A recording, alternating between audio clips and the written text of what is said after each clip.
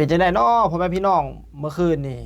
เต็มอิ่มกันทุกรูปแบบบ่พี่น้องสำหรับคอนเสิร์ตของน้องธิดาลาวที่ได้ไปรับเชิญอยู่เวทีหมอลำเพชรสะออนเนาะหรือว่าหมอลำเพชรลำเพลินนั่นเองเนาะพี่น้องเนาะแต่ว่าผู้บริหารคนเดียวกันซึ่งเพิ่นแยกออกเป็น2วงเนาะพี่น้องเนาะบรรยากาศถือว่าเป็นจังได๋พี่น้องทางด้านหน้าเวทีได้แล้วก็ทางออนไลน์ได้เมื่อคืนนี้ผู้ใดได้เข้ากลุ่มปิดได้พี่น้องคอมเมนต์มาบอกขอสอนได้เด้อเนาะมาคอมเมนต์เล่าสู่กันฟังเนาะพี่น้องเนาะในคลิปนี้พอสอนก็สิมาเล่าเรื่องราวของบ้านศรีวิไลโดยเฉพาะก็เป็นข่าวๆของน้องธิดาลาวนี่ล่ะพ่อแม่พี่น้องเนาะสู่พี่สู่น้องเฮาฟังอีกเช่นเก่าเช่นเคยเนาะพี่น้องเนาะถึงว่าซ่องนี่ได้รับการอนุญาตจากอาจารย์ภูศิวิไลให้พอสอนได้มาสร้างเป็นซ่องที่นำเสนอข่าวของบ้านศิวิไลโดยเฉพาะเลยเนาะพี่น้องเนาะเอาพวกเฮาบ่เว้าหลายแยกกันห่างพี่น้องมาเข้าเรื่องราวเนาะเมื่อคืนนี้คิดว่าเนาะทีแรกนั่นน่ะหลังจากน้องธิดาลาวเพิ่นได้ขึ้นเวทีไปแล้วคิดว่าสิได้ปะทะกับศิลปินรุ่นใหญ่ในวงการเนาะ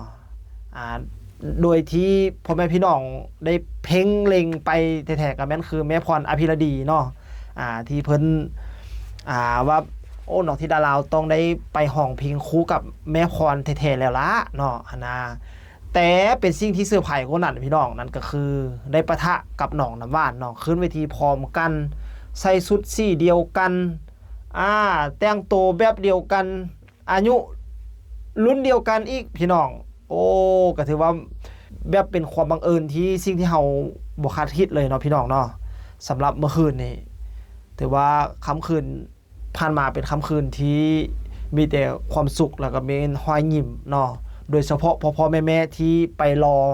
เบิ่งน้องธิดาลาวเนาะอยู่ด้านหน้าเวทีก็ถือว่าน้องธิดาลาวก็ได้เสิร์ฟความม่วนความซึ้งเสิร์ฟบทเพลงบทห้องบทลำมีทีเด็ดจังได๋ก็เอามาใส่เอาความสามารถของน้องมาโชว์สู่พี่สู่น้องเฮาเบิ่งเฮาชมเนาะเมื่อคืนนี้ก็ถือว่าเต็มรูปแบบเต็มอิ่มกันไปเลยบ่พี่น้องเนาะหลังจากห้องเพลงจบเนาะก็ถือว่ามีทางพิธีกรบ่ว่าจะเป็นพิธีกรมีดาวตลกเนาะต่างก็ได้มาหุ้มล้อมน้องคอยส่งมุกส่งหยังให้น้องเพื่อบ่ให้น้องเกิดน้องเขินเป็นเวทีที่อบอุ่นที่สุดเนาะตั้งแต่ขึ้นเวทีมาเป็นเวทีหมอลำเพชรสะออนนี่แหละก็คือว่าเป็นเวทีที่ได้รับเกียรติสูงสุดเลยบ่ว่าจะเป็นทางอาจารย์นักดนตรีเนาะก็ให้ความร่วมมือน้องเป็นอย่างดีแล้วก็พ่อๆแม่ๆแล้วก็บรรดาอ้ายๆเอื้อยอยู่ในวงการนั่นล่ะพี่น้องเนาะอยู่ในวงของเพชรสะออนนั่นล่ะเพิ่นก็ได้ออกมาต้อนรับน้องธิดาลาว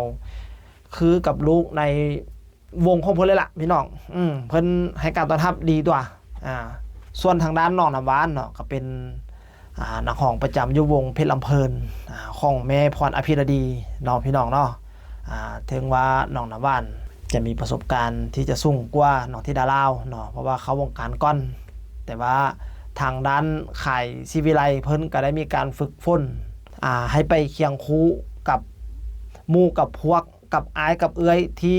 มาขึ้นเวทีที่มาห้องเพลงร่วมกับน้องก็ถือว่าบ่ให้เกิดให้เขินเนาะก็ถือว่าเมื่อคืนนี้ถือว่า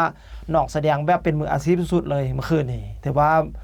บ่ธรรมดาพี่น้องเด็กหน่อยผู้นี้มีการได้ห้องเพลงเพื่อแลกเปลี่ยนกันเนาะบ่แม่นปะทะเพิ่นเอิ้นว่าห้องเพลงเพื่อแลกเปลี่ยนกันเนาะในน้องธิดาลาวอาจจะห้องท่อนนึง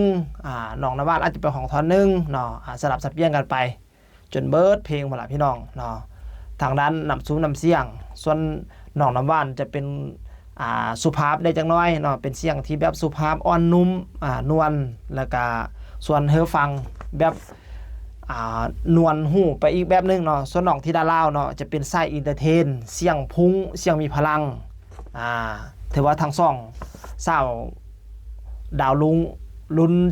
ฟันน้ำนมก็ถือว่าทั้งสองสาวดาวลุงก็ได้เฮ็ดให้เวทีมีซีซั่นและก็ถือว่าเป็นบรรยากาศที่เต็มไปด้วยความสนุกสนานเนาะพี่น้องเนาะก็ถือว่าพ่อๆแม่ๆบรรดาแฟนคลับ FC อยู่หน้าห้านก็ตั้งที่เสียงกรี๊ดเสียงเชียร์มาเป็นระยะเลยนะพี่น้องถือว่าเป็นครั้งแรกและเป็นครั้งประวัติศาสตร์เนาะที่น้องน้ำหวานและก็น้องธิดาลาว ได้มาร่วมขึ้นห้องเพลงนำกันในเวทียังได้แบ่งท่อนเพลงท่อนลำกันห้องอีกเนาะพี่น้องเนาะก็ถือว่าเป็นปรากฏการณ์หวังว่าโอกาสหน้าเนาะก็คือสิได้ยินเสียงจากเพชรลำเพลินหรือว่าเพชรสะออนเนาะได้เชื้อเชิญน้องธิดาลาวมาร่วมงานนำอีกเนาะพี่น้องเนาะส่วนทางด้านแม่พรอภิรดีเนาะเพิ่นก็ได้ออกมาต้อนรับน้องธิดาลาวคือกับลูกกับหลานของเพิ่นเลยล่ะเนาะพี่น้องเนาะแต่ว่าเพิ่นให้ความฮักและความเมตตาความเอ็นดูน้องต่อพี่น้องก็ถือว่าเป็นเกียรติสุดๆเลยสำหรับหัวหน้าวงเพชรสะออนหรือว่าหัวหน้าวงเพชรลำเพลินเนาะพี่น้องเนาะทางด้านซีซั่นในงานเมื่อคืนนี้ก็ถือว่าเพิ่นได้แต่งตัวเป็นสาวลำวงพี่น้องเป็นย้อนยุคแบบยุค90คือตะกี้แล้วเนาะอาจจะมีเสื้อลายดอกใหม่แด้แล้วก็ไฟสายก็อาจจะนุ่งเสื้อลายดอกเนาะแต่งตัววีผมแปรเรียบผมแบง จังได๋แบบสไตล์ยุค90ตะกี้แล้วเนาะทรงขาบานบักใหญ่แล้วก็มีทรงก็มีลายสีสันเนาะจะมีสีเขียวสีแดงผสมกันไปเนาะสำหรับทางฝ่ายหญิงก็ถือว่าแต่งตัวมีดอกใหม่มาเน็บใส่หูบ่พี่น้องประมาณนั้นเนาะก็แบบคือเฮาเฮ็ดอยู่ในเพลงมนต์รักลูกทุ่งบ่สิหรือว่าเฮ็ดอยู่ในเรื่องภาพยนตร์เยี่ยมยโสธรบ่สิเป็นแบบสไตล์นั้นเลยพี่น้องเพิ่นแต่งตัวเมื่อคืนนี้แล้วก็บรรดาสาวแดนเซอร์เนาะเพิ่นก็ออกมานั่งทาอยู่ตังสีเขียวๆน่ะพี่น้องอยู่นั้นด้านหน้าเวทีนั่นล่ะพี่น้องหลังจากที่มีพวงมาลัยมาคล้องคอให้แล้วเนาะก็เชิญน้องนางสาวออกไปฟ้อนรำวงนำกันนั่นก็คือเป็นสิ่งหนึ่งที่พวกเฮายังบ่ลืมแล้วก็ได้รักษาเอกลักษณ์วัฒนธรรมบ่ว่าจะเป็นทางฝั่งไทยหรือฝั่งลาวก็คือกันเนาะพี่น้องเนาะวัฒนธรรมแม้นคล้ายๆกันเนาะ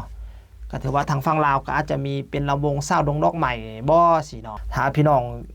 ได้ลงไปทางแขวงคำม้วนเนาะพี่น้องอาจจะเห็นเนาะซึ่งว่าเวทีเมื่อคืนนี่ก็ถือว่าเพิ่นได้เป็นเวทีล้ำลึกถึงความหลังตั้งแต่ยุค90มาก็ถือว่าเฮ็ดให้ซีซั่นในงานและก็ได้รักษาวัฒนธรรม